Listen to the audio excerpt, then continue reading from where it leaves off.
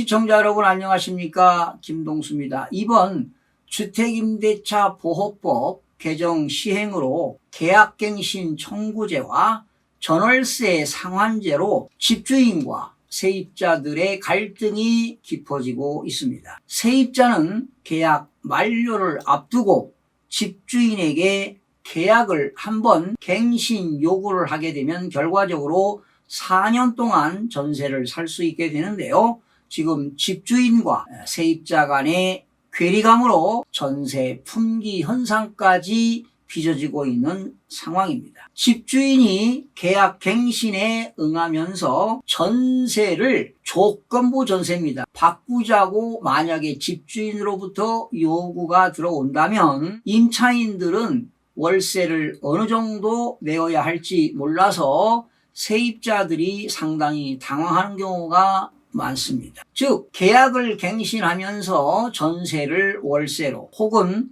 월세를 전세로 전환하는 집주인들의 요구에 세입자가 무조건 응할 필요는 없습니다. 갱신되는 임대차 계약은 기본적으로 전 임대차와 동일한 조건으로 다시 계약 이루어지는 것으로 보기 때문입니다. 계약갱신 청구권에 의해서 재계약이 이루어진다면 임대료는 직전에 5%까지 올릴 수가 있습니다. 이게 이제 전월세 상한제 아니겠습니까?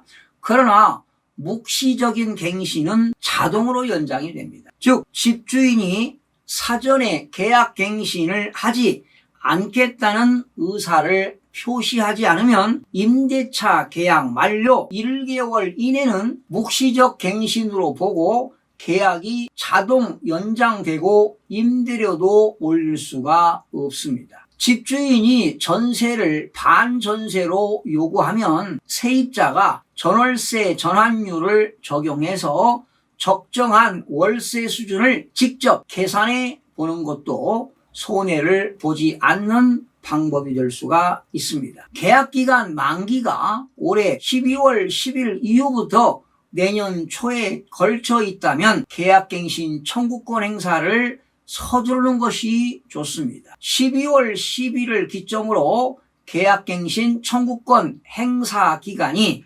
만료 전 1개월에서 2개월로 바뀌기 때문입니다. 그러면 예시를 통해 계약갱신 시 알아야 할 내용을 문답식으로 살펴보겠습니다. 먼저 계약갱신을 하려 하는데 집주인이 보증금 5억 원짜리 전세 보증금을 5억 5천만 원으로 올리자고 하는데 가능한가요? 절대로 5천만 원을 올릴 수가 없습니다. 집주인이 추가해서 받을 수 있는 보증금 한도는 5억 원에 5%면 얼마입니까? 2,500만 원이 되겠죠?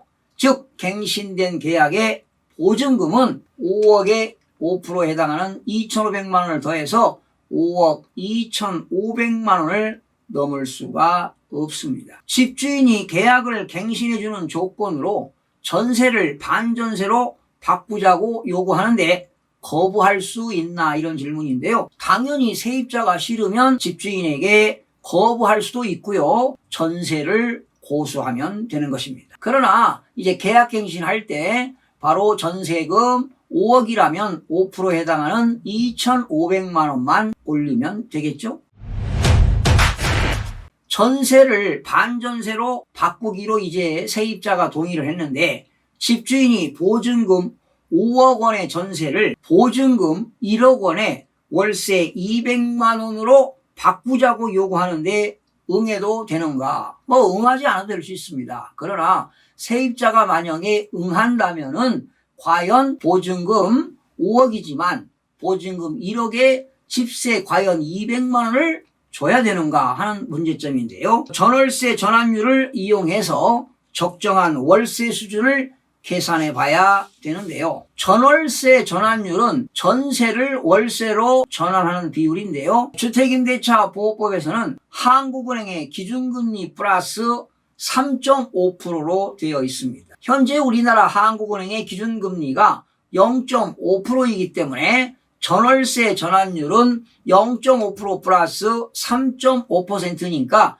결과적으로 4%가 되는 것입니다. 그래서 임대료 상환선인 5%까지 올린다고 하면 기존 전세 보증금 5억 원에 5%가 올라 5억 2,500만 원이 되는 겁니다. 여기서 새로 정하는 보증금 1억 원을 빼는 겁니다. 그러니까 5억 2,500만 원에서 보증금 1억 원을 뺀 4억 2,500만 원을 월세로 전환을 하면 됩니다. 그러면 4억 2,500만 원의 전월세 전환율은 4.0%를 적용하게 되면 1년의 집세가 1,700만 원입니다. 여기에 나누기 12개월로 나누면 한 달에 141만 6,667원이 적정한 월세가 되는 것입니다. 그러니까 결과적으로 집주인이 제시한 200만 원의 월세는 법적으로 상한을 넘는 것이기 때문에 줄 필요가 없습니다. 임대료를 올리는 계산을 할 때 정부의 등록 임대 정보 사이트인 렌트홈에서 임대료 인상률 계산기를 이용하면 편리합니다. 만약에 계약 만기가 12월 7일인데 언제까지 계약갱신을 청구하면 되는가? 자, 세입자는 한 달 전인 11월 7일 전까지만 집주인에게 계약갱신 청구권 행사를 하면 됩니다. 현재 계약갱신 청구권 사용기간은 계약 만료 6개월부터 1개월 전입니다. 그날을 넘기면 만기까지 한 달이 남지 않아 계약갱신 청구권을 행사할 수가 없기 때문에 항상 여유 있게 계약갱신 청구권을 행사해야 될 겁니다. 만약에 계약 만기가 내년 1월 25일이다. 그러면 마찬가지로 한 달 남은 올해 12월 25일까지 계약갱신을 청구하면 되는가 이런 질문인데요. 절대 아닙니다. 올해 12월 10일을 넘긴 시점에서는 계약갱신을 하려 해도 안 됩니다. 법 내용이 주택임대차 보호법에서 올 12월 10일부터는 일부 개정이 되어서 계약갱신 청구권 사용기간이 계약 만료 6개월부터 2개월 전으로 변경되기 때문입니다. 그러니까 12월 10일이 지난 시점에는 계약갱신 청구권을 행사하려면 계약기간 만료일로부터 2개월은 남아 있어야 합니다. 이 때문에 올해 12월 10일 이후부터 내년 초기까지 만기가 도래하시는 분들이 있다면 좀 더 넉넉하게 여유 기간을 가지고 계약갱신 청구권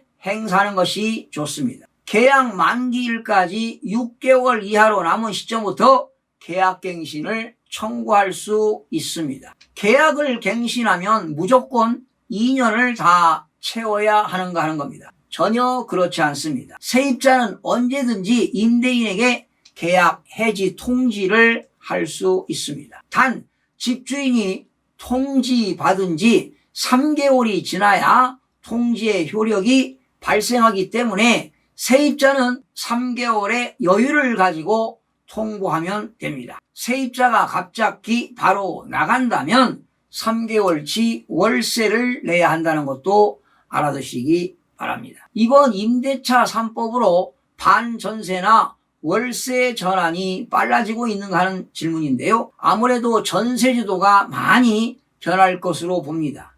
요새 웬만한 은행 이자보다 전월세 전환율이 더 높으니까요. 보증금을 돌려줄 여유가 있는 집주인들로서는 바꾸고 싶을 것입니다. 하지만 갭 투자한 집주인들은 보증금 중 상당액을 돌려주고 반전세나 월세로 바꾸기는 쉽지 않을 것으로 보입니다. 집주인이 바뀐 경우에도 세입자가 계약갱신 연장을 요구할 수 있는가 이런 문제인데요. 당연히 가능합니다. 다만 새로운 새 집주인이 본인이나 자녀, 손자 혹은 부모, 조부모 등 직계 존비속이 직접 거주를 원한다면 계약갱신은 불가능한 일입니다. 만약에 집주인 본인이 거주하겠다고 해놓고 새로운 세입자를 구해 임대료를 인상시키는 경우가 있다면 어떻게 되느냐 하는 건데요. 집주인은 종전 세입자에게 손해배상을 해줘야 합니다. 이때 손해배상금은 3개월치 월세나 새로운 세입자에게 받은 임대료와 기존 세입자가 낸 임대료의 차액 2년치가 되겠는데요. 그중 많은 금액으로 결정이 됩니다. 이렇게 임대차 3법 시행으로 임대료를 시세 대비 덜 받는 착한 집주인도 착한 세입자도 없어질 것이라는 전망도 나오고 있습니다. 사례별로 복잡한 상황이 나올 수 있는 만큼 분쟁도 급증할 것으로 보입니다. 시청해주신 여러분 대단히 고맙습니다. 최선을 다하겠습니다. 마음이 드셨다면 구독, 좋아요 꼭 부탁드리겠습니다. 고맙습니다.